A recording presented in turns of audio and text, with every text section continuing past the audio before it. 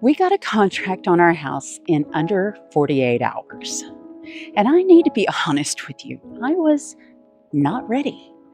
I had assumed we'd have weeks, months, even time to walk through each room one more time. Say goodbye slowly, take it all in. The market gave us 2 days. Look, I know not everybody watching this is about to sell their house in a weekend, but if you've got a house and somewhere in the back of your mind, there's a little quiet voice that's saying, someday we're going to sell and just go, then this one's for you. Here's the thing about selling a home. You don't get to pick the timeline. The market picks it for you. And when it decides to move, it sometimes moves faster than you might expect. There's also one thing I did that week, completely on a whim, almost by accident, that ended up saving us a month later. And I'll get to that, because at the time, I had no idea it would even matter. So, backstory. We've already made the big decision. When Steve retires, we're going to travel full time. And for that to work for us, the house, our paid off house, the one we swore we might not ever leave, I had to go. I had done my grieving early. Before the sign ever went up in the yard, I walked through every room and said goodbye. I stood on the back porch, my little sanctuary, and let myself cry over the life I once thought I wanted. The magnolia trees, the patch of soil where our senior dog's ashes are spread. I felt all of it. And then I told myself I was ready, or ready-ish. The listing went live on a Wednesday. 2 showings that first day. 2. I let myself get a little excited about that. Day 1, 2 showings. We've got this. Then Thursday came and crickets. Absolutely nothing on the schedule. I kept looking at my phone thinking, why don't we have showings? And I'll be real with you, I started to spiral a little bit. And 2 days on the market, and I'd already decided the whole thing was flop. Nobody wanted it. We'd have to drop the price. It wasn't going to sell. It was going to drag on for months. Now rewind to that same Wednesday. On a total whim, I'd driven past an apartment complex near us. We had visited earlier in the year and basically got told there's always a waiting list, especially for the few furnished apartments, so don't get your hopes up. But something told me that day to put my name down, just do it anyway. So I did. Didn't think twice about it. Moved on with my day. Sort of felt a bit premature, if I'm just being totally honest. Thursday night, we got a phone call. It's an offer. We countered. They accepted. Wednesday morning to Thursday evening, under 48 hours, it's listed to, it's under contract. Steve and I just sat there looking at each other. We had braced for the long game. Weeks of showings, keeping the place spotless. We had braced for the wrong thing entirely. And here's what nobody warns you about a fast sale. It doesn't feel like winning the lottery. It feels like the floor evaporates out from under you. And on paper, we still had 45 days. That's the strange math of it all. 48 hours to wrap your heads around selling everything. And then 45 days to actually take apart your entire life. Except I had a trip on the calendar. So that 45 days actually got even shorter. The second we signed, 2 things hit me exactly at the same time. First, not gonna lie, it was relief. Honest relief. No more scrambling to get out of the house at the last minute. No more wiping down counters that were already clean.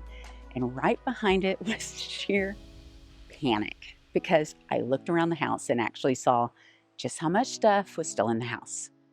Even though we had spent the year downsizing quite a bit, there was still a long road ahead of us. Remember the waiting list I put my name on? Well, here's where it mattered. The furnished unit actually wouldn't be ready until a couple of weeks after our closing. That's not exactly ideal. I had also quietly lined up a backup, a short-term furnished apartment, just in case. In that moment, just in case became the whole plan. We grabbed it up immediately. That place became our downsizing office. Instead of living inside the chaos, sleeping in a half-packed house, eating takeout off of a stack of boxes, we had somewhere clean and quiet to go at the end of the day. We would go to the house, sort, sell for a few hours, and then close the door and leave. Breathe. And if you ever do this, find yourself a version of this at a friend's spare room, a cheap short-term rental, anything. Trying to pack up your whole life while you're still living in it. That's the part I personally couldn't handle. I needed somewhere to retreat, to recharge and relax, which changed everything for us. And the only reason we had that backup at all was only because I had that slightly crazy instinct on a random Wednesday. You don't know yet what you're going to need. So when something tells you, put your name down, you put your name down, period. And if you're like me, you won't stop with just plan A. You build out plan B for just in case. But here's the part I didn't see coming at all.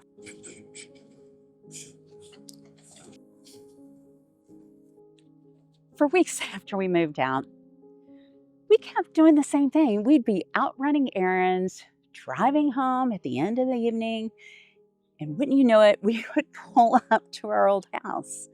And as soon as the house came into sight, we would just realize, oh my gosh, this is not our house anymore. We don't live here anymore. It happened more times than I'd like to admit. Your body remembers the way home long before your brain catches up to the fact that home isn't there anymore.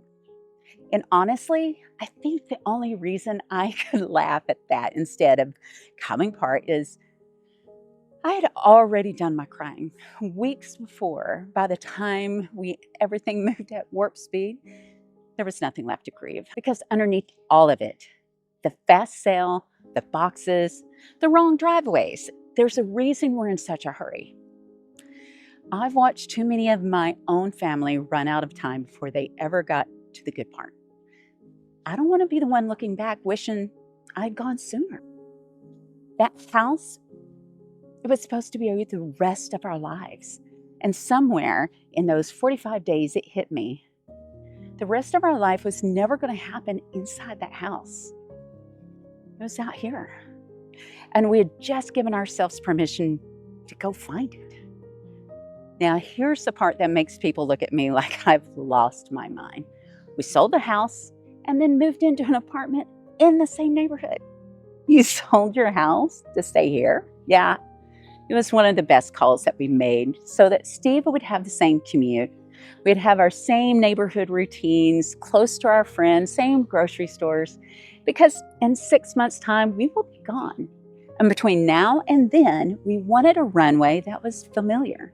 And we still wanted to be where we found joy. So I would tell anyone considering selling a house or downsizing, or maybe you're just also preparing for full-time travel. Go ahead and do the thing that might seem a little premature because you never know when that backup plan becomes the backup to your backup plan. And don't do like I do. Don't schedule a trip right after the house goes on the market because you assume it's going to be on the market a long time, at least a month or two. I mean, a lesson learned, maybe the hard way, but that's how we do things on this channel. If you have downsized or gotten prepared for full-time travel and you have some tips about selling your home or preparing for that big trip, add your comments below because you might have some tips that will help the next person make this transition even easier. So we look forward to reading your comments. We read each and every one. So we'll see you in the next adventure.